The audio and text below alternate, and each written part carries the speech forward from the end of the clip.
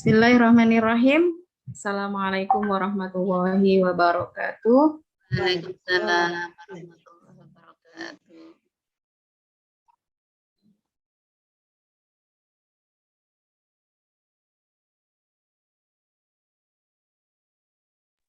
Alhamdulillah, nahmaduhu wa nasta'inuhu wa nastaghfiruh wa na'udzu billahi min syururi anfusina wa min sayyiati a'malina. May yahdihillahu fala mudhillalah wa may yudlilhu fala hadiyalah. Asyhadu an la ilaha illallah wahdahu la syarikalah wa asyhadu anna Muhammadan abduhu wa rasuluhu la nabiyya wa la rasula ba'dah. Rabbi shrah li sadri wa yassir li amri wahlul 'uqdatam min lisani yafqahu qawli, amma ba'du. Ibu-ibu dan teman-teman sekalian yang kami banggakan, alhamdulillah wa syukrulillah, pada siang hari ini kita semua masih diizinkan oleh Allah untuk bersama-sama di salah satu taman surga yang mudah-mudahan memberikan banyak kebaikan untuk kita semua, duniawi dan ukhrawi, ya. Dan mungkin barangkali teman-teman yang belum bergabung bersama kita dengan berbagai urusan, semoga dimudahkan dan segera bisa bergabung bersama kita di majelis ini.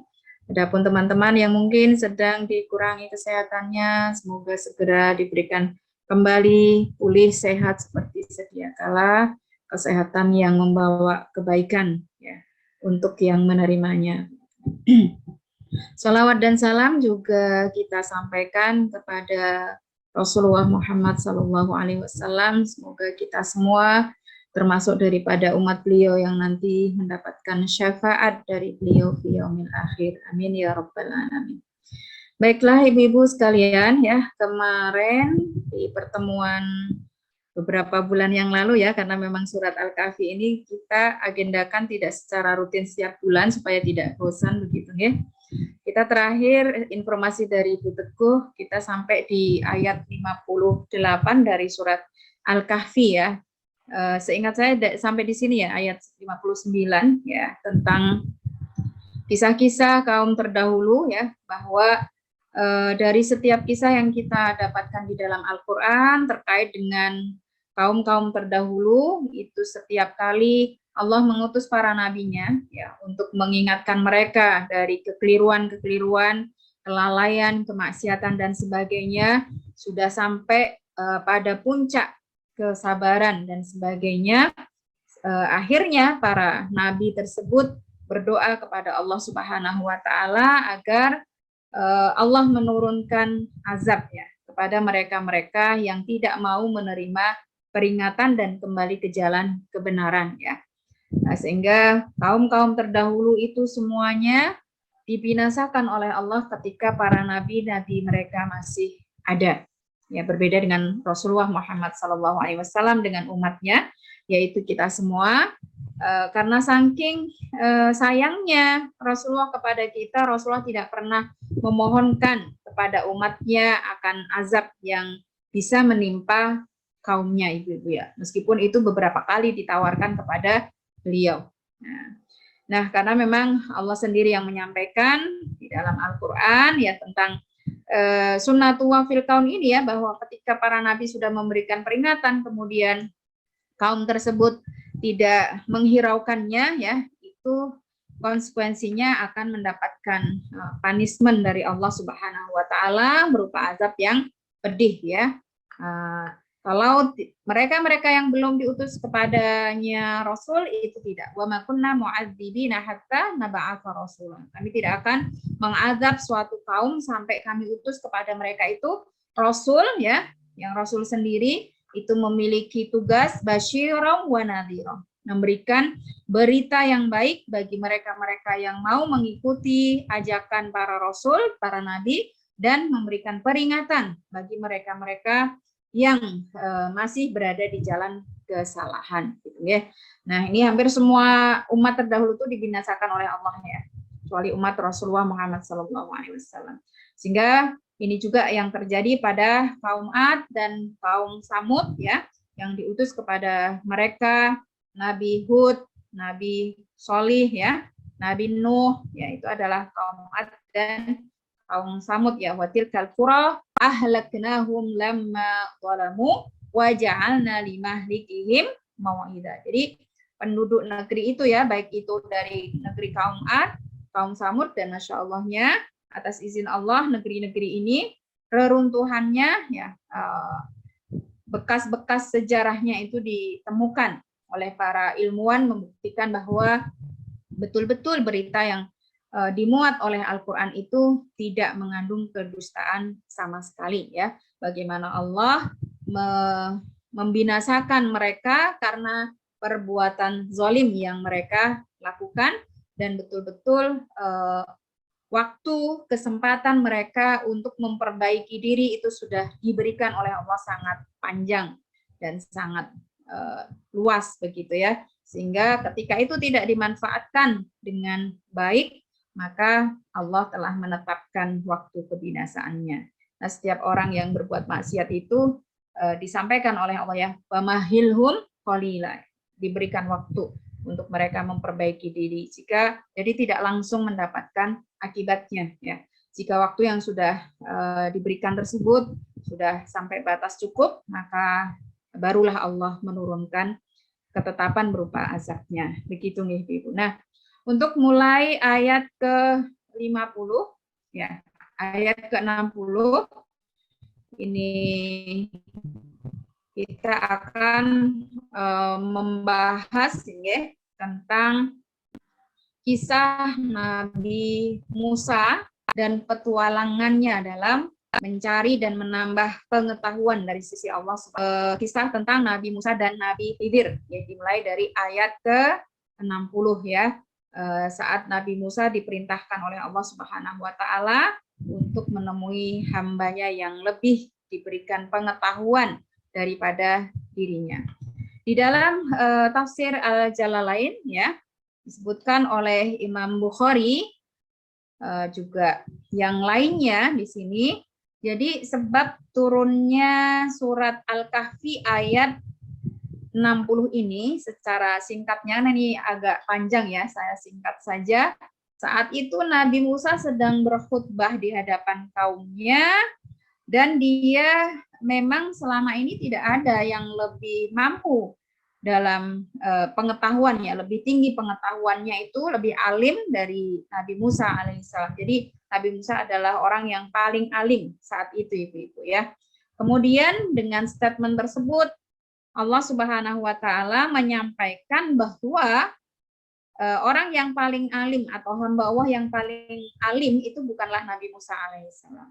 Jadi Allah Subhanahu wa taala masih memiliki ya seorang yang lebih alim daripada Nabi Musa alaihissalam ya. Kemudian mengetahui tentang hal itu, Nabi Musa sangat-sangat ingin sekali menambah ilmu pengetahuan dari seorang yang dikabarkan oleh Jibril dari Allah Subhanahu wa taala lebih alim dari dirinya ya. Maka melalui Jibril Allah Subhanahu wa taala menyampaikan kalau memang Nabi Musa ingin belajar darinya, agar dia mencari seorang hamba yang berada di antara pertemuan dua laut, begitu ya.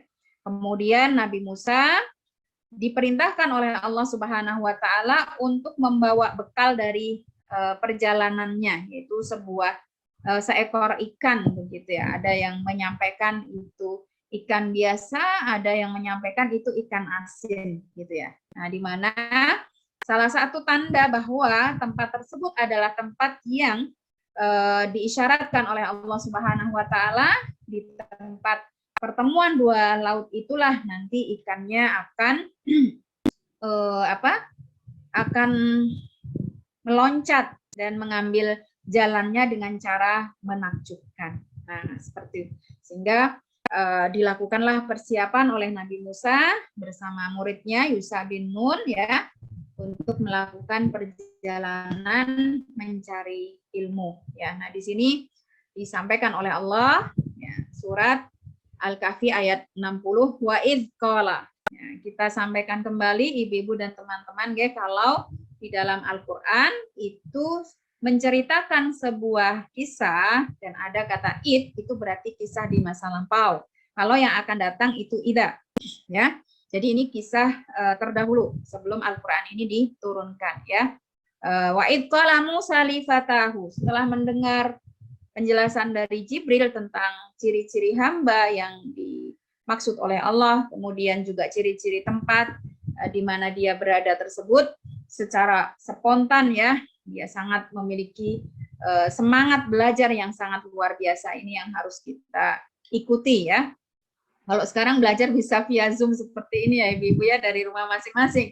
Kalau Nabi Musa ini harus mencari tempat yang tempat itu juga dia sendiri belum tahu gitu ya. Tapi karena beliau memiliki semangat belajar yang sangat luar biasa dan ingin juga memberikan pendidikan semangat belajar ini kepada salah satu muridnya, ya, itu beliau mengatakan li fatahu. Sebenarnya ini muridnya ya, tapi dikatakan di sini juga pelayannya sekaligus gitu ya, atau pemudanya gitu ya. Maksudnya di sini memang Nabi Musa memberikan perlakuan yang sangat baik ya terhadap murid ataupun pelayan, sehingga disebut oleh Allah di sini lifatahu, pemudanya ya. Nah, di sini bukan langsung muridnya atau pembantunya seperti itu ya Bu ya. Ini termasuk ajaran etika yang diberikan oleh Allah Subhanahu wa taala, bahwa kepada siapapun kita tidak boleh membeda-bedakan status sekaligus. Kalau itu kepada murid kita berarti itu sekaligus sebagai pembelajaran. Dia berkata, la abarahu hatta abalugha majma'al bahraini au amdiya hukuba. Ya, Masya Allah, semangat yang luar biasa dari Nabi Musa alaihissalam ini ya, diekspresikan dalam redaksi bahwa dia la abrah, ya, dia tidak akan pernah berhenti untuk berusaha menemukan tempat yang disampaikan karakter dan juga sifat-sifatnya oleh Allah tadi melalui Jibril, yaitu Majma'al Bahrain, pertemuan dua laut. Meskipun beliau amdi hukuba, hukub itu minimal 1 tahun sampai puluhan tahun ya, harus melakukan perjalanan bertahun-tahun akan beliau tempuh ya. Dan dari tafsir Ibnu Katsir disebutkan ya, Majma'al Bahrain, pertemuan dua laut ini ada beberapa perbedaan pendapat Ibu-ibu ya dari tafsirnya. Ada yang mengatakan Majma'al Bahrain ini adalah kawasan Ra'su Muhammad Syarmusah ya, yang ada di Mesir, di mana ini merupakan pertemuan dari Teluk Aqabah dan Teluk Suez. Teluk Suez ya, di selatan Sinai, bukan Sinai ya, Sinai. Imam Qatadah dan yang lainnya mengatakan bahwa Majma'al Bahrain ini adalah laut yang terletak antara Persia dan Romawi. Ya, Persia sebelah timur dan Romawi sebelah barat. Adapun Muhammad bin Ka'ab menyampaikan bahwa Majma'al Bahrain ini adalah pertemuan dua laut di bagian paling ujung dari Maghrib atau yang sekarang namanya adalah Maroko ya. Tapi sesungguhnya hakikat dari di mana tempat itu tidak terlalu penting ya, tapi dari kisah yang terkandung dari inilah yang terpenting begitu ya. Artinya bisa semuanya diterima ya pendapat-pendapat tersebut gitu. Kemudian falamma balagha majma'a bainihima nasiyahu tauma, setelah melakukan perjalanan ya yang cukup panjang Ibu-ibu ya, qadarullahu masya'a fa'al, sebenarnya mereka balagha itu telah sampai majma'a bainihima, tempat yang dimaksud yaitu pertemuan dua laut tersebut. Tapi qadarullah nasiyahu tahuma, tadi kan sebelum berangkat Allah sudah memberikan tanda-tanda ya. Namanya pertemuan dua laut itu kan juga sulit ya. Kalau sekarang kan mungkin sudah ada informasi-informasi yang lebih lengkap, yang lebih ini ya. Kalau dulu kan tidak ada informasi itu gitu ya. Hanya diberikan tanda nanti kalau memang itu tempatnya sudah pas, ikanmu itu akan meloncat gitu ya. Tapi ternyata saking lelahnya mereka atau mungkin bisa jadi saking semangatnya mereka gitu ya, nasiyahu tahuma, keduanya melupakan ya ikannya ya, sebenarnya di sini yang lupa itu Yusa saja. Tapi kenapa Allah sampaikan Asya keduanya? Nah, ini juga memberikan pengajaran yang sangat luar biasa, ibu-ibu, bahwa dalam satu tim perjalanan, ketika ada sesuatu yang tidak benar, ya itu bisa dinisbahkan kepada tim tersebut. Inilah pentingnya saling mengingatkan satu dengan yang lain. Meskipun yang lupa itu salah satu, tapi dinisbahkan kepada keduanya. Ya. Fattakhadha sabilahu fil bahri sarobah, di mana saat itu sebenarnya ikannya meloncat dengan cara yang sangat menakjubkan. Menakjubkannya di sini, ketika ikan tersebut meloncat itu membentuk terowongan yang kemudian airnya membeku, ibu-ibu. Ya, jadi airnya tidak cair lagi. Jadi seperti ada jalan di sana ya.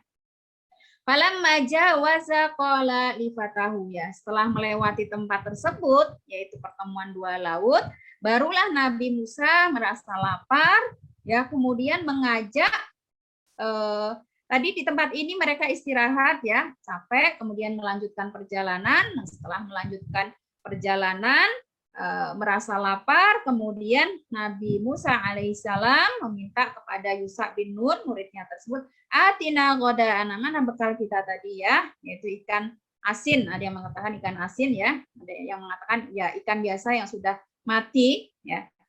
Kemudian meloncat di situ dikatakan di tempat pertemuan dua laut itu airnya itu air kehidupan, Bu. Jadi bisa menghidupkan kembali yang sudah mati gitu ya. Nah, ini yang menakjubkan di situ ya. Kemudian laqad laqina min safarina hada nasaba. Sungguh kita sudah melewati banyak hal yang melelahkan, ya, nasab itu melelahkan, menyulitkan sehingga menjadikan mereka harus istirahat untuk mendapatkan energi kembali, ya mereka harus makan bekal dari yang telah disiapkan. Nah, sini ya.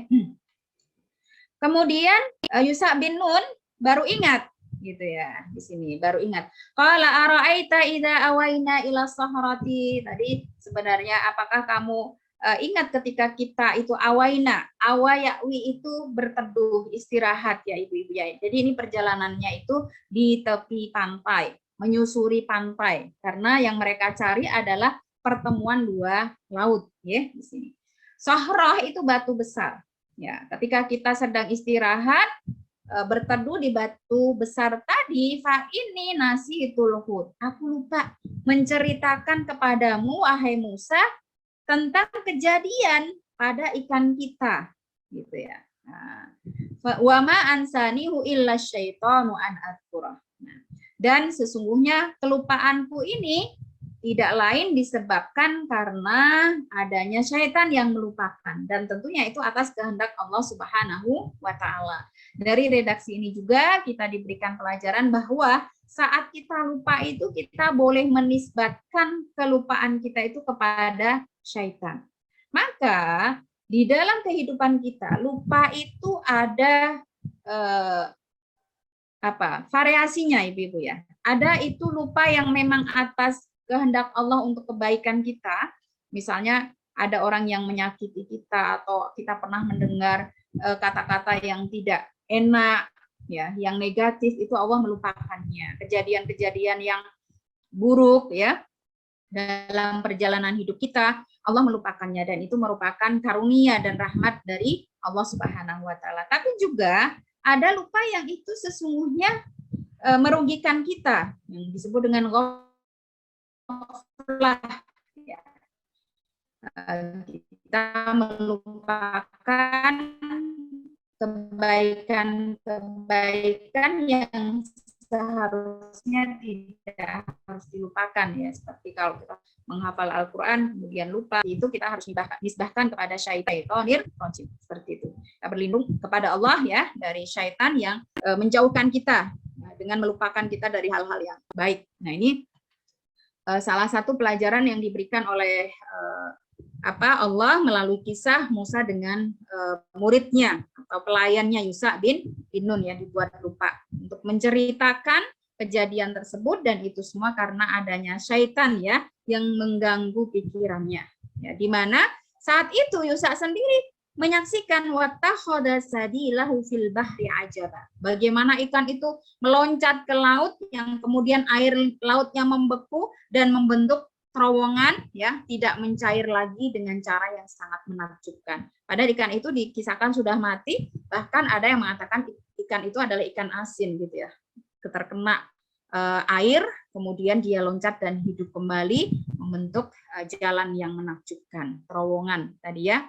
Ini juga seperti kejadian saat ini nggih, Nabi Musa dikejar oleh Firaun ya dengan pukulan tongkat, kemudian itu air laut dari Laut Merah, bukan sungai loh nggih. Laut Merah itu membeku dan membentuk jalan yang bisa mereka seberangi. Ini dahsyat sekali, sangat luar biasa nggih. Kemudian Nabi Musa menyampaikan ya, qala dzalika ma kunna nabghi. Kalau begitu sudah terjadi ya, ikan yang tadi mereka bawa meloncat, berarti itulah tempat yang harusnya kita cari gitu ya. Fartadda ala atharihi maqassas. Dan kenapa ini bisa terjadi Ibu-ibu ya? Kadangkala dan seringkali ya, bukan kadangkala ya, saat kita merasa lelah gitu ya, padahal yang kita cari itu di depan mata gitu ya, tapi kita bisa nggak kelihatan gitu ya. Nah, seperti itulah yang mungkin kadang kita alami gitu ya, karena saking lelahnya. Maka ketika kita lelah, diharapkan untuk kita beristirahat, kita bisa mendapatkan energi kembali, termasuk otak kita untuk mengingat hal-hal yang mungkin terlupakan ya. Dan karena sudah lewat ya dari tempat yang dituju, fartadda ala atharihi maqassas. Akhirnya keduanya menempuh kembali jejak-jejak bekas-bekas ya, langkah mereka yang tadi sudah dilewati untuk bisa menemukan tempat yang dimaksud. Ya, seperti itu. Nah, akhirnya dengan izin Allah Subhanahu wa taala mereka bisa menemukan kembali ya ke tempat yang dituju. Ini juga memberikan pelajaran yang sangat luar biasa ya Ibu-ibu ya. Di zaman dulu itu mencari ilmu itu sangat luar biasa perjuangannya. Ya. Nah, udah lewat kadang-kadang kan awang-awangan mau balik begitu ya. Tapi ini tidak, karena semangat belajarnya sangat tinggi. Ya, jalan kaki ya ditempuh kembali begitu. Belum lagi kalau kita membaca biografi dari para imam hadis ya, Imam Bukhari dari Bukhara sampai Kufah sampai Hijaz, berjalan kaki selama 5 tahun 6 tahun, itu kan sangat luar biasa ya. Kenapa mereka bersemangat seperti itu? Karena Rasulullah Shallallahu Alaihi Wasallam sampaikan, man salaka thoriqan yaltamisu bihi ilman sahalallahu lahu bihi thoriqan ilal jannah. Setiap langkah yang kita gunakan untuk menempuh ya perjalanan dalam rangka mencari ilmu itu akan semakin mendekatkan kita ke surga ya. Apalagi sekarang dengan berbagai kemudahan kok kita masih tidak menyempatkan, karena memang mencari ilmu itu tidak pada waktu yang sempat, harus disempatkan, harus tidak boleh hanya di waktu luang, harus diluangkan. Ini sebagai kebutuhan ya, sehingga para ulama bahkan menyampaikan kebutuhan manusia terhadap ilmu itu jauh lebih besar daripada kebutuhan mereka terhadap makanan. Ya, kalau dampak dari tidak adanya makanan, seorang itu hanya lapar, ya, pol-polannya sakit. Tapi kalau mereka tidak mendapatkan ilmu, itu sangat banyak sekali kerusakan yang ditimbulkan. Dia beribadah, ibadahnya tidak benar, bermuamalah, muamalahnya tidak benar, perkataannya juga tidak tepat, begitu ya. Perbuatannya juga tidak sesuai dengan syariat. Nah, seperti itu. Maka kisah ini dimuat di dalam Al-Quran untuk memberikan pelajaran kepada kita betapa untuk seorang nabi saja ya, itu tetap diperintahkan oleh Allah untuk belajar dengan yang lebih pandai, untuk mencari ilmu ya tanpa ada rasa putus asa, ya, menempuh perjalanan yang jauh ya.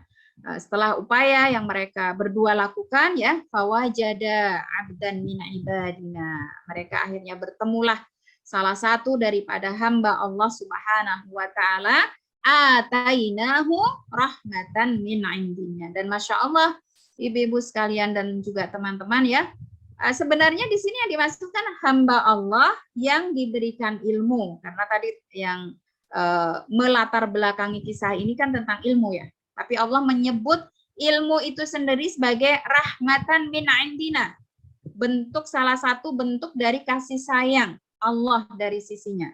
Artinya ilmu itu memang ada dua macam, dan ilmu itu memang benar-benar semua sumbernya itu dari Allah sebagai bentuk rahmat Allah Subhanahu wa taala. Ya. Nah, sehingga ini ada ilmu yang bisa diusahakan, yang dapat dipahami oleh seseorang dengan mempelajarinya, bersungguh-sungguh untuk mendapatkannya, itu Allah akan berikan. Ya. Karena usaha itu tidak pernah hasil itu tidak pernah usaha tidak pernah mengkhianati hasil, begitu ya. Meskipun tidak semua hasil itu selalu didapat dari usaha, begitu kan. Jadi siapa yang bersungguh-sungguh dia akan mendapatkan ilmu tersebut, ya, apapun latar belakang dia. Apakah dia itu pendidikannya di MIPA atau apa, dia akan memahami syariat dengan baik, dia akan bisa membaca Al-Qur'an dengan baik. Nah, ya. Tapi ada juga ilmu yang itu berupa ilham, laduni, miladunhu, ya, dari sisi Allah Subhanahu wa taala, ya. Sebagai hadiah dan anugerah dari Allah yang tidak bisa dipelajari, dan inilah yang Allah berikan kepada Khidir, salah satu nabinya yang kepadanya Nabi Musa yang sebagai ulul azmi harus belajar, ya. Wa 'allamnahu min ladunna ilma. Nah, orang-orang menyebutnya sebagai ilmu laduni. Ya, jadi ilham dari ladunhu itu dari sisi Allah Subhanahu wa taala yang tidak bisa diikhtiari. Ya, kalau bahasa sekarang mungkin ada orang punya basiroh, ya. Basiroh yang lebih tajam, insting yang lebih tajam, yang itu sebagai hadiah dan anugerah dari Allah Subhanahu wa taala karena kesolihan dia, karena riyadhah dia, karena bersihnya pikiran dan hati dia, karena terjaganya makanan dia. Yang mereka itu termasuk daripada golongan wali-wali Allah Subhanahu wa taala. Tapi yang perlu kami luruskan di sini, wali-wali Allah itu julukan dari sisi Allah, bukan julukan dari manusia, begitu nggih. Kemudian Nabi Musa membuat kontrak belajar, ya, dengan Nabi Khidir, ya. Qala lahu Musa, Nabi Musa berkata kepada Nabi Khidir, ya, hal attabi'uka ala an tu'allimani mimma 'ullimta rusda. Jadi di sini digambarkan bahwa Nabi Musa, ini seorang nabi padahal, ya, ulul azmi juga, itu dengan rendah hati meminta izin, dengan sopan meminta izin kepada Khidir dengan tawaduknya, ya. Boleh enggak saya itu belajar dari kamu, ya. Karena kamu itu mendapatkan rusdan. Dulu sudah pernah saya sampaikan, ya. Hidayah itu ada dua macam. Hidayah yang pertama disebut dengan hidayatul ilmi war rusdi, ilmu yang benar, petunjuk yang benar, penjelasan yang benar, ya.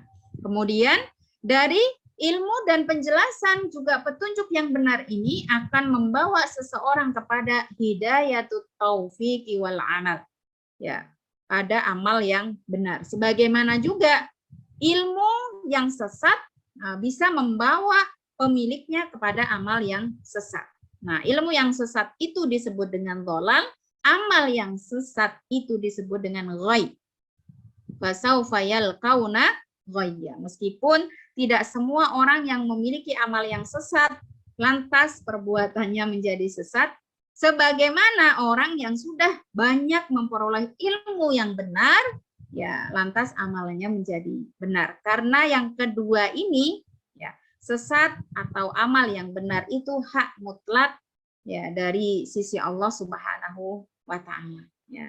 Jadi dimintanya kepada Allah, dan untuk meraihnya sarananya kita harus mencari ilmu yang benar. Seperti itu nggih Ibu dan teman-teman, nggih.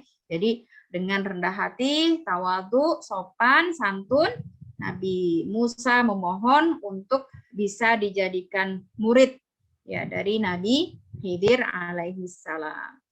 Kemudian Nabi Khidir, ya, memberikan pelajaran pertama kepada Nabi Musa alaihi salam bahwa untuk menjadi orang yang memperoleh salah satu rahmat Allah berupa ilmu, baik itu ilmu yang bisa diupayakan ataupun ilmu laduni tadi, ya, ya merupakan anugerah dari Allah itu kuncinya bersabar. Maka peringatan pertama yang diberikan oleh Nabi Khidir kepada Nabi Musa adalah tentang kesabaran itu sendiri. Ya, di sini karena belajar segalanya itu mudah nih, mungkin. Sampai pun belajar bahasa Arab itu dijamin mudah oleh Allah bahkan ya. Tapi perlu sabar. Nah, yang sulit itu sabarnya itu. Apalagi dalam menuntut ilmu, ya.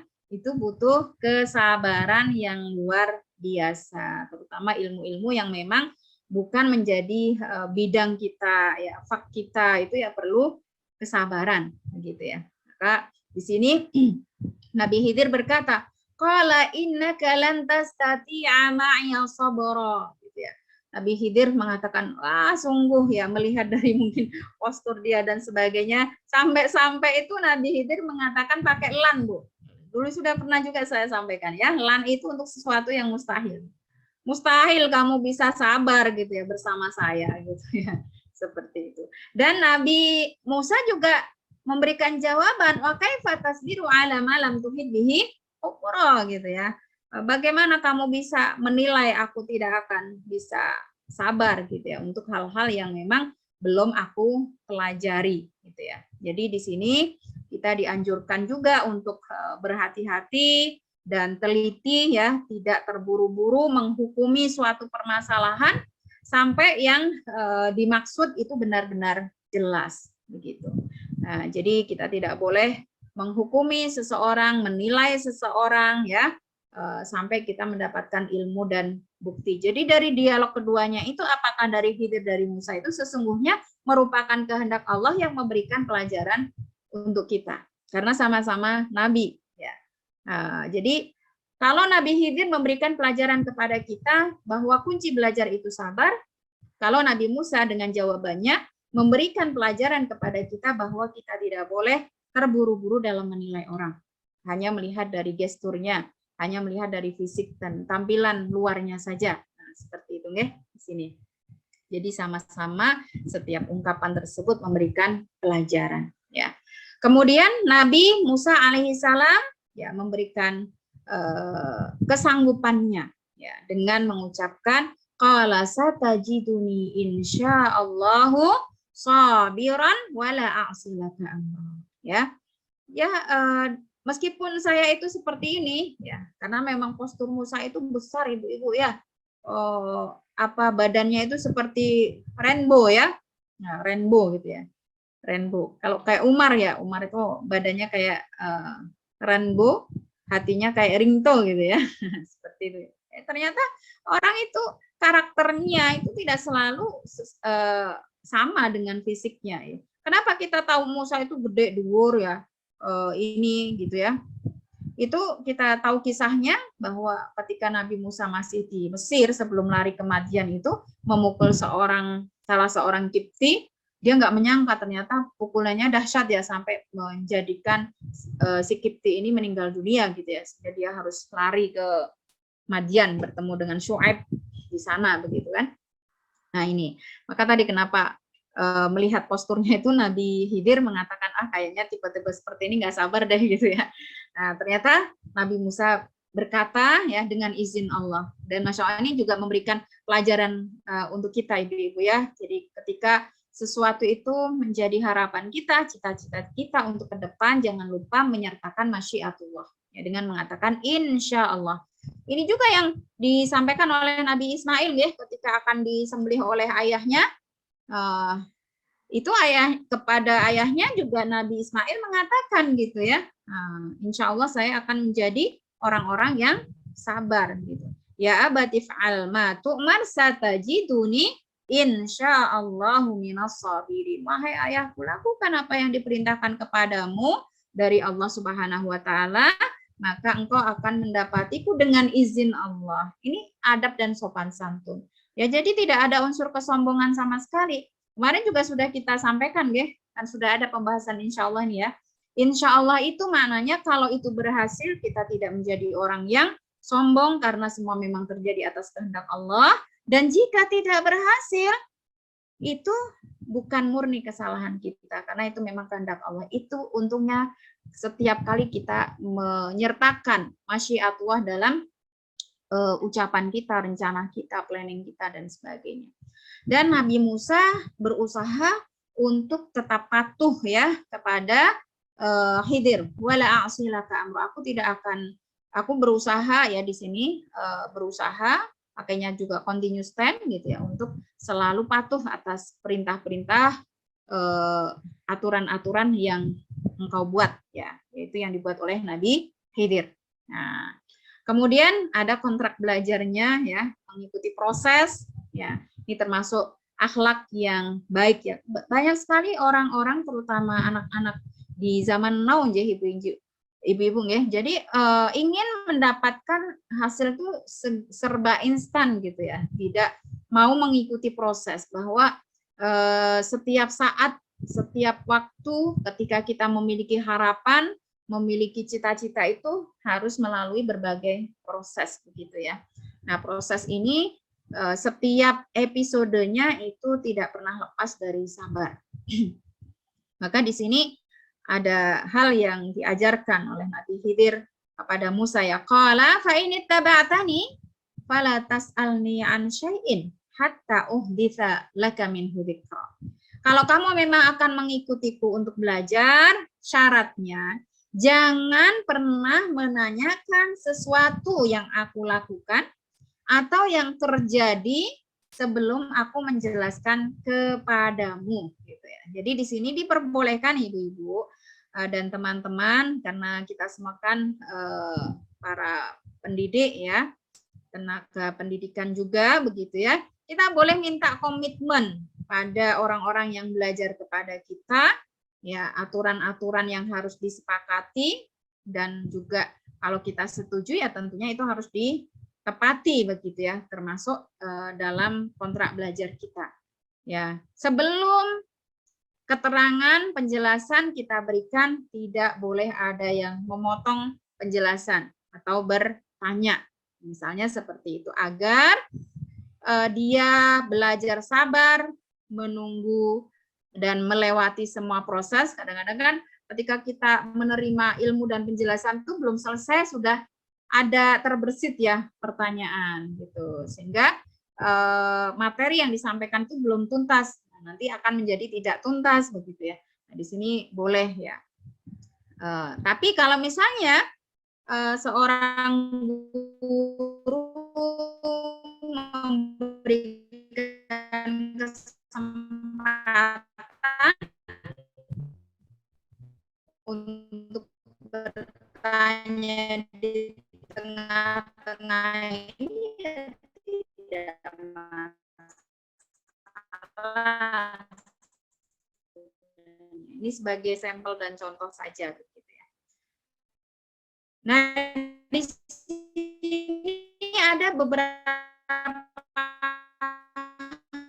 hal ibu-ibu ya, yang kejadian-kejadian yang memberikan pelajaran kepada Musa dari Nabi Khidir alaihissalam. Tiba-tiba Nabi Khidir membutuhkan, pasti ya kalau muridnya itu kita gitu ya. Akhirnya fantolako ya, jadi Nabi Khidir, kemudian Nabi Musa alaihissalam bergegas pergi ya, hatta idza raqiba fis safinati, karena tadi kan mereka bertemu di tepi pantai ya, mereka kemudian menaiki sebuah kapal.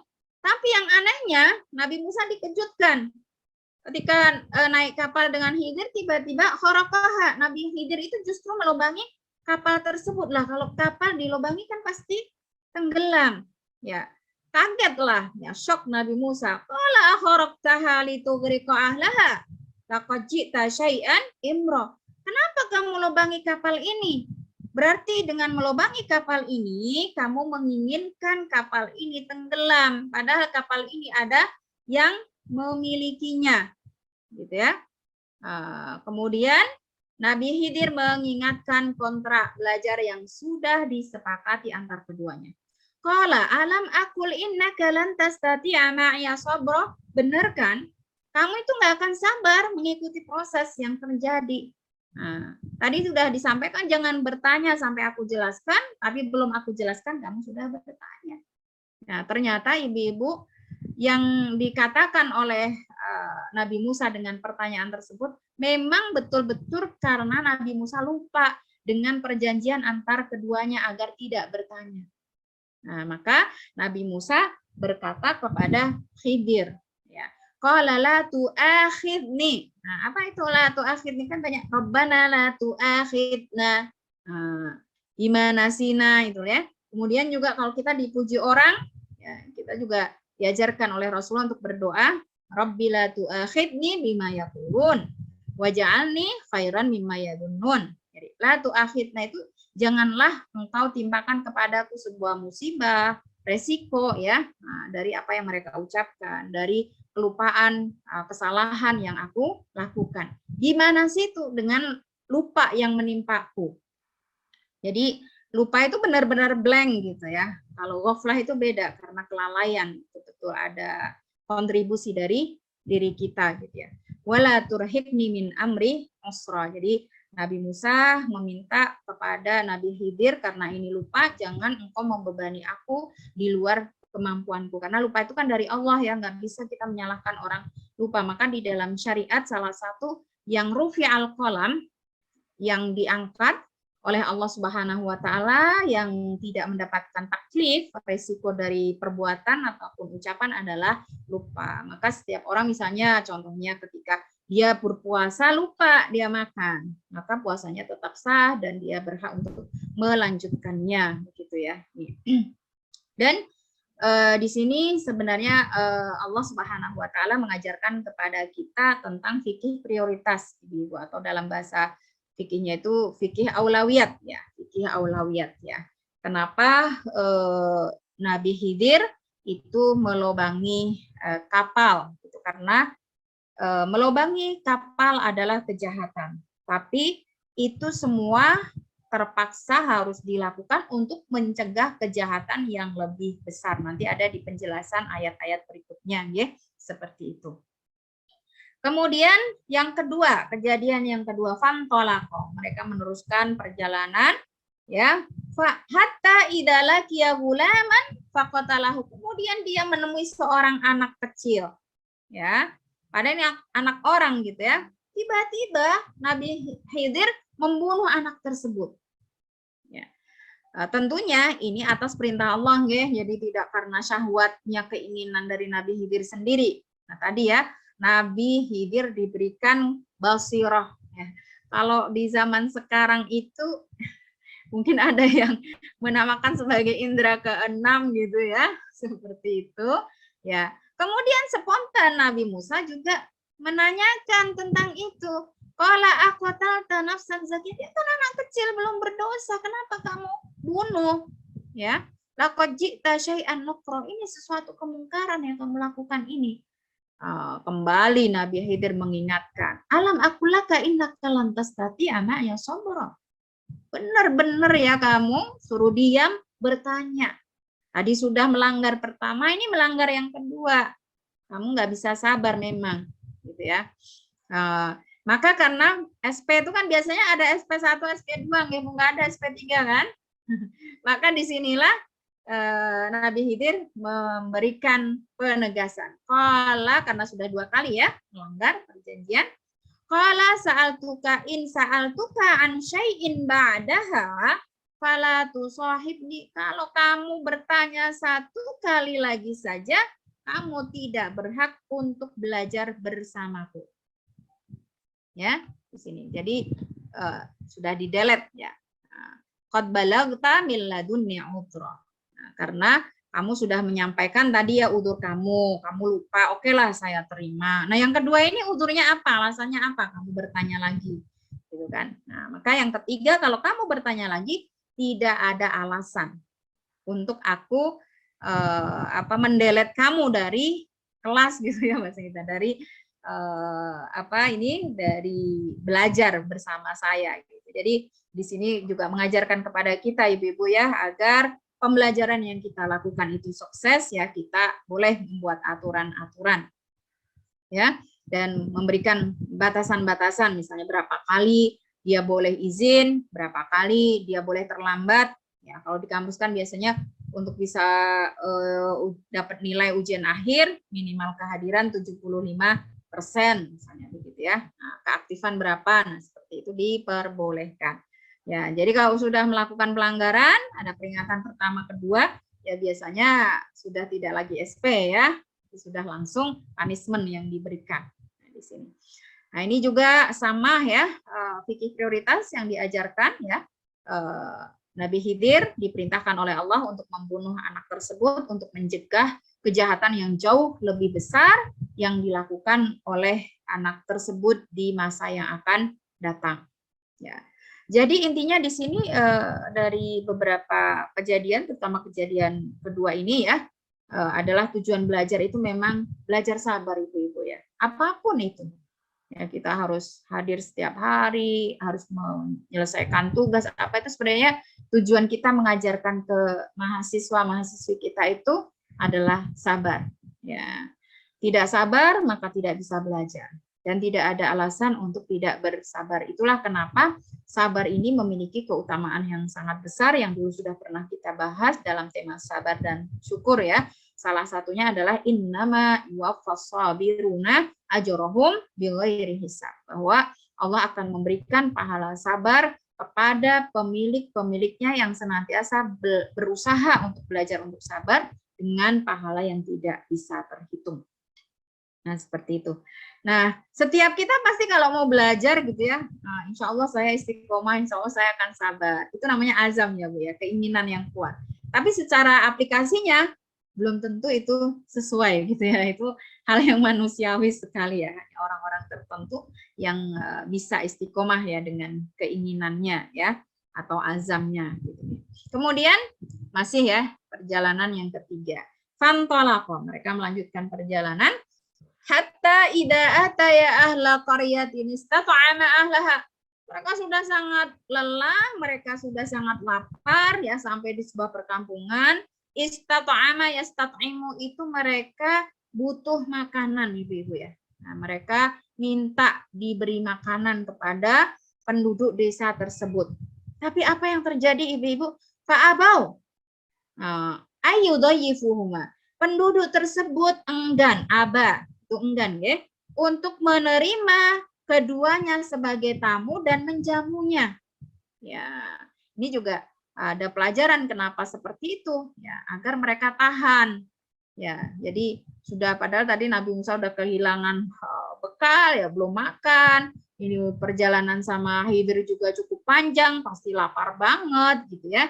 Ini memang pelajaran yang sangat luar biasa bahwa tidak ada seorang pun yang semakin dekat ke surga dalam menuntut ilmu kecuali akan ada ujian-ujian kesabaran yang sangat luar biasa, di antaranya ujian perut gitu ya, kelaparan gitu, itu hal yang lazim gitu ya.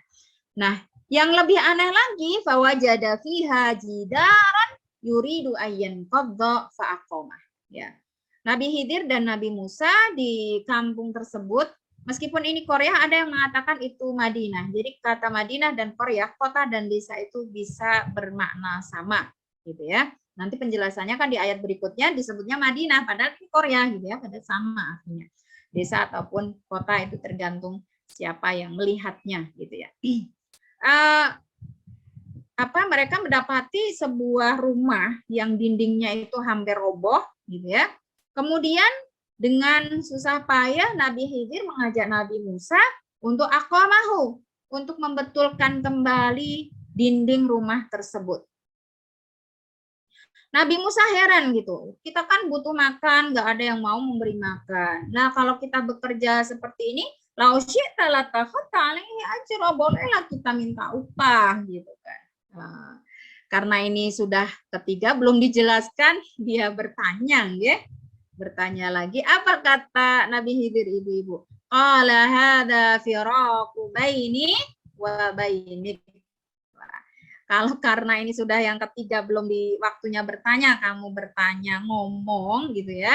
Ya udah, berarti saat inilah ya waktu perpisahan kita. Sudah cukup kamu belajar dari saya ya, karena kamu sudah melanggar 3 kali aturan. Ya. Tapi seorang guru yang baik tidak sekedar memberikan punishment. Ya, ketika muridnya tidak tidak mengikuti aturan yang sudah disepakati.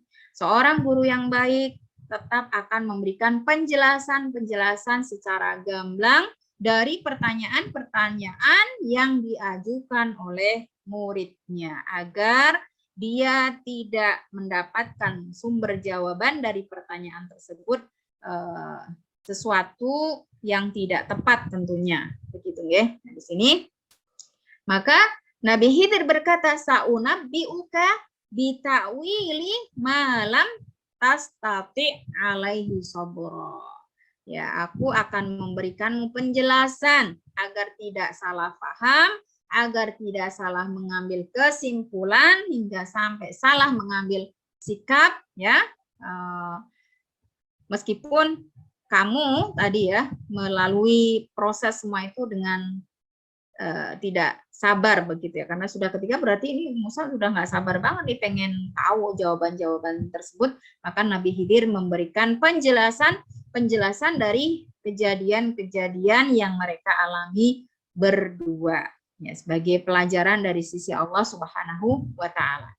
Nah, penjelasan pun dimuat di dalam Al-Qur'an, Ibu-ibu ya, karena di dalam penjelasan ini ada pelajaran-pelajaran yang bukan hanya untuk Musa tapi juga untuk kita semua ya. Pertama, tentang kapal yang tadi dilobangi ya.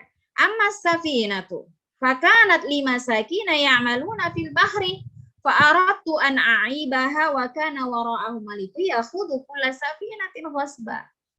Bahwa kapal tadi adalah milik salah seorang dari orang miskin yang mereka bekerja di laut, ya bukan pelaut ya, nelayan begitu ya. Nah, sengaja kapal itu dilobangi agar tenggelam, ya dianggap rusak karena di saat itu ada malik, ada penguasa, ya'khudhu kulla safinatin, mengambil kapal-kapal ya semua kapal ghasba tanpa izin. Nah, daripada kehilangan kapal yang dimiliki, lebih baik tetap memiliki kapal meskipun itu rusak. Kalau rusak kan bisa diperbaiki, tapi kalau hilang, sulit untuk mendapatkannya kembali. Inilah yang namanya fikih prioritas. Ya, ketika ada dalam kaidah fikih prioritas, ketika ada idza ta'arada bainadh dhararain, ketika ada berkumpul dalam satu permasalahan itu dua jenis bahaya sekaligus, maka kita diperintahkan untuk mengambil salah satu sikap yang akhafu dhararain, yang bahayanya jauh lebih ringan ya, daripada yang lebih berat. Maka memiliki sebagian masih lebih baik daripada kehilangan semuanya. Gitu ya, dalam fikih prioritas seperti itu. Kalau kita misalnya tidak bisa ikut kajian, ya dimulai jam 11 karena kita masih ngajar, ya kita masih bisa ikut sampai setengah 12 begitu, masih lebih baik daripada tidak ikut sama sekali. Nah, itu ya praktek-prakteknya begitu. Misalnya di masa pandemi gitu ya, kita tidak bisa ikut i'tikaf di masjid, nah kita bisa lakukan i'tikaf di rumah. Ya. Atau dalam kaidah usul fikih juga disebutkan ya, ma la yudrak kullu la yutrak jullu. Sesuatu yang tidak bisa kita lakukan secara ideal, tapi kita sebenarnya masih punya kesempatan untuk melakukan secara tidak ideal, maka tetap melakukannya meski dengan secara tidak ideal itu jauh lebih baik daripada tidak melakukan sama sekali, gitu ya. Misalnya kita pengen infak ya, pengennya 10.000 padahal ada uangnya 2.000. Nah, lebih baik yang 2.000 itu segera diinfakkan daripada menunggu sampai 10.000 misalnya. Begitu nggih. Ini aplikasi dari fikih prioritas ya. Kemudian yang kedua, kenapa Nabi Musa membunuh seorang anak tadi ya? Fa'amal gulam fakana abawahu mu'minain. Jadi anak ini sejak penciptaannya sudah ditakdirkan oleh Allah sebagai anak yang kafir. Tapi meskipun kedua orang tuanya itu mukminain, ibunya mukmin, ayahnya juga mukmin, ibu-ibu ya. Dan kedua orang tua ini sudah cukup lama menantikan kelahiran anak tersebut, ya. Dan ketika anak tersebut lahir, kita bisa bayangkan ya betapa bahagianya kedua orang tuanya tersebut, dan tentunya dia sangat menyayangi anak tersebut. Padahal anak tersebut diciptakan oleh Allah dari awalnya dia akan menjadi seorang anak yang kafir. Dan karena dikhawatirkan dengan kasih sayang orang tuanya yang sangat luar biasa tersebut, ke depannya bisa jadi kedua orang tuanya yang mukmin akhirnya mengikuti anaknya yang kafir, sehingga Allah perintahkan kepada Nabi Khidir untuk membunuhnya. Tapi kita tidak boleh melakukan hal yang sama, ya, karena ini perintah dari Allah untuk memberikan pelajaran tentang fikih prioritas juga, gitu. Ya, dan dikisahkan saat itu sesungguhnya si perempuan ibunya ini sedang hamil. Ya, ada yang mengatakan hamil anak perempuan, ada yang mengatakan hamil anak laki-laki yang dikehendaki oleh Allah menjadi seorang anak yang mukmin. Nah, jadi untuk kehilangan anak yang kafir ini akan diganti oleh Allah Subhanahu wa taala. Maka Allah sampaikan di sini fakhashina, di sini bukan lagi Khidir ya. Allah mengkhawatirkan an yurhiqahuma tughyanan wa kufra. Ya, akan mengajak kedua orang tuanya itu untuk menjadi taghut ya, penyembah selain Allah dan menjadi kafir karena anak tersebut adalah anak yang menjadi cikal bakal seorang yang kafir. Ya. Fa'aradna ayyubadilahuma rabbuhuma khairan minhu zakata wa aqraba ruhma. Dan Allah menginginkan dengan membunuh anak tersebut akan menggantinya dengan anak yang lebih baik, yang lebih suci hatinya, jernih pikirannya, menyayangi kedua orang tuanya, dan dia adalah anak yang mukmin. Ada yang meriwayatkan anak tersebut laki-laki, ada yang mengatakan anak tersebut perempuan. Ya, dan itu memberikan pelajaran kepada kita kehilangan anak itu memang berat ya ibu-ibu. Apalagi ini memang juga atas kehendak Allah, perintah Allah Subhanahu wa taala. Tapi ya untuk itu semua seorang mendapatkan ganti yang lebih baik itu tidak akan menjadikan berat-berat amat begitu ya. Nah, artinya setiap kali kita mendapatkan musibah, sebagaimana ini yang diajarkan oleh Rasulullah ketika Ummu Salamah kehilangan suaminya Abu Salamah itu ya. Padahal Abu Salamah itu suami idaman lah gitu ya, nggak ada kekurangannya sama sekali. Tapi ketika Rasulullah bertakziah, itu Rasulullah menyampaikan kepada Ummu Salamah, mengajarkan kepadanya doa. Ibu-ibu ingat doa yang diajarkan oleh Rasulullah kepada Ummu Salamah saat itu ya, yang berbunyi ketika kita mendapatkan musibah ya, Allahumma jurni bimusibati ya, wahai Allah berikanlah aku pahala dari musibah yang menimpaku, wakhlufli khairan minha, dan berikanlah aku ganti yang lebih baik dari itu semua. Ya. Nah, ketika Rasulullah mengajarkan doa ini, ibu-ibu, sebenarnya Ummu Salamah sempat berpikir gitu, apa ada yang lebih baik dari suamiku? Nggak ada laki-laki yang lebih baik dari Abu Salamah, kecuali Rasulullah gitu ya. Tapi masa saya berharap sejauh itu, kan nggak mungkin gitu ya, sempat terbersit gitu. Tapi ya udahlah, karena Rasulullah perintah saya untuk membaca dan mengamalkan doa itu, ya saya amalkan saja begitu ya. Tapi qadarullah masya'afa'al, apa yang terjadi ibu kemudian? Ternyata betul ya, Abu Salamah memang laki-laki yang sangat luar biasa, suami idaman, tidak ada kurang dalam penilaian Ummu Salamah. Tapi ternyata dengan doa yang diamalkan oleh Ummu Salamah tersebut, akhirnya setelah masa idahnya Rasulullah menikahinya. Jadi tidak ada kan yang lebih baik daripada Rasulullah begitu ya, dan Rasulullah pasti lebih baik dari Abu Salamah gitu ya. Jadi di sini Rasulullah juga menyampaikan dalam sebuah hadis beliau yang mananya bahwa siapa saja yang meninggalkan sesuatu, rela kehilangan sesuatu hanya karena Allah, maka Allah akan gantikan baginya dengan sesuatu yang lebih baik. Nah, seperti itu ya. Di sini kehilangan anak, apalagi yang dikehendaki oleh Allah, ya tentunya itu bukan sesuatu yang ringan.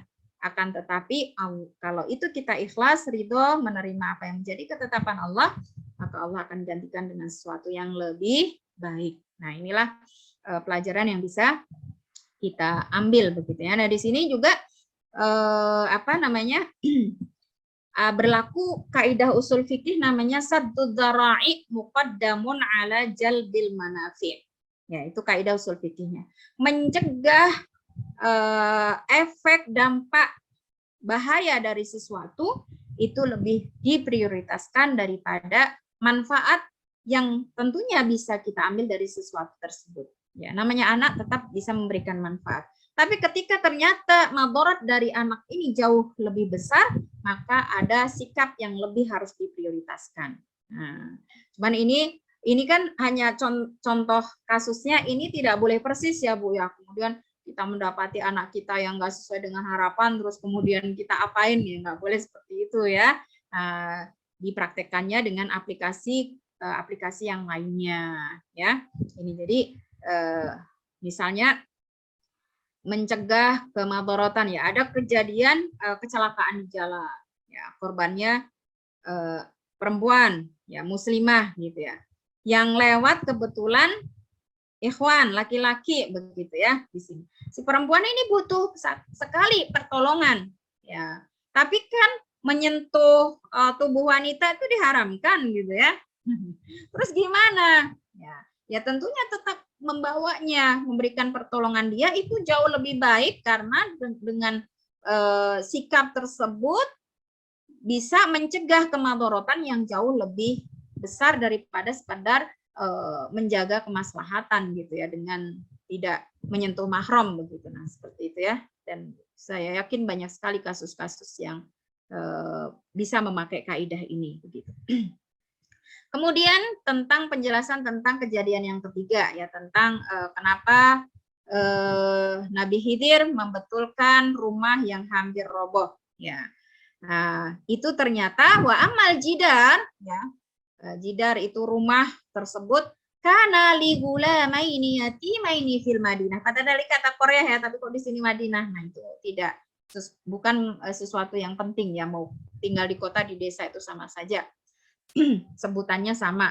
Kadang-kadang desa disebut kota, kadang-kadang kota disebut desa, karena tidak sedikit orang-orang kota yang justru berpiknik ke desa gitu ya. Tidak sedikit juga orang desa yang pergi ke kota untuk suatu hajat gitu. Jadi rumah ini adalah milik dua anak yatim. Wa kana tahtahu kanzun lahuma, dan di dalam rumah tersebut ada harta ya untuk keduanya ya, yang ditinggalkan oleh kedua orang tuanya. Wa kana abuhuma shalihan ya, dan kedua orang tuanya ini adalah orang yang solih ya. Kenapa Nabi Khidir diperintahkan untuk memperbaiki rumah tersebut ya, agar hartanya terjaga dengan harapan farada rabbuka. Jadi ini memang ilmu yang diberikan yang dimiliki oleh Khidir ini benar-benar datang dari Allah. Farada rabbuka. Jadi semua kejadian tersebut adalah iradatullah. Allah menginginkan an yablugha ashuddahuma wa yastakhrija kanzahuma rahmatan mir rabbik. Ketika mereka sudah balik ya, ashuddahuma, an yablugha ashuddahuma, sudah dewasa, itu mereka bisa yastakhrij, bisa mengeluarkan harta yang ada di dalamnya dan memanfaatkannya sebagai rahmat dari sisi Allah Subhanahu wa taala. Wa ma fa'altuhu an amri dzalika ta'wilu ma lam tasti' alaihi sabra. Jadi aku tidak melakukan semua apa yang tadi aku lakukan itu kecuali atas perintah Allah Subhanahu wa taala. Ya, dan semua yang engkau tanyakan sudah aku berikan takwil penjelasannya ya, dimana kamu dari tadi tuh nggak mau sabar untuk mengikuti proses, padahal pasti semuanya aku jelaskan gitu ya. Nah, cuman butuh sabar, tapi kamu tidak sabar, tapi tetap saya sebagai guru menjelaskannya ya. Nah, di sini ibu-ibu, dari kisah yang ketiga atau kejadian yang ketiga ini memberikan juga kepada kita hikmah dan pelajaran bahwa Allah itu sangat luar biasa kasih sayangnya, senantiasa memerintahkan kepada kita untuk tidak berhenti, tidak pernah berhenti menjadi orang yang baik. Karena ternyata semua kebaikan itu akan mendatangkan keberkahan, tidak hanya kepada pelakunya, tapi bahkan kepada anak cucunya. Bisa jadi sekarang kita menjadi orang yang baik, dimudahkan urusan-urusan kita, karir kita, ya, studi kita, penghidupan kita, itu karena kebaikan-kebaikan, keikhlasan-keikhlasan yang pernah dilakukan oleh orang tua kita. Ya, ini jadi maka kita pun harus bersikap dan memiliki pemahaman yang sama. Ya. Ketika kita melakukan kebaikan itu harus lebih bersemangat. Kenapa? Karena dengan kita menjadi orang yang baik, melakukan kebaikan, ternyata kebaikan tersebut tidak hanya kembali manfaatnya kepada kita secara langsung, tapi juga bisa menjadi salah satu wasilah kebaikan bagi anak cucu kita. Nah ini. Jadi kedua anak yatim ini kan nggak tahu apa-apa ya. Tapi karena kedua orang tuanya solih, ini tidak dibiarkan begitu saja oleh Allah. Kesolihan kedua orang tuanya bermanfaat untuk anaknya. Ya, sehingga dijaga oleh Allah Subhanahu wa Ta'ala. Dan juga dari kisah ini memberikan kita pelajaran bahwa tidak selalu jawaban atau balasan dari kebaikan yang kita lakukan itu harus kita bisa rasakan untuk diri kita saat ini, begitu ya. Kalau kita belum mendapatkan kebaikan dan manfaat dari apa yang kita lakukan atau manfaat dari kebaikan yang kita lakukan, ya, itu bisa jadi akan menjadi atau bermanfaat ya, menjadi kebaikan bagi anak-anak kita.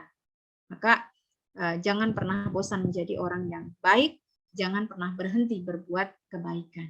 Karena bisa jadi kebaikanmu yang kamu terima saat ini adalah merupakan balasan dari kebaikanmu yang sudah engkau lupakan atau kebaikan orang tuamu yang dulu pernah dilakukan. Begitu juga untuk anakmu seperti itu, ya. Itu pelajaran yang bisa kita ambil dari kejadian antara Nabi Musa dengan Khidir.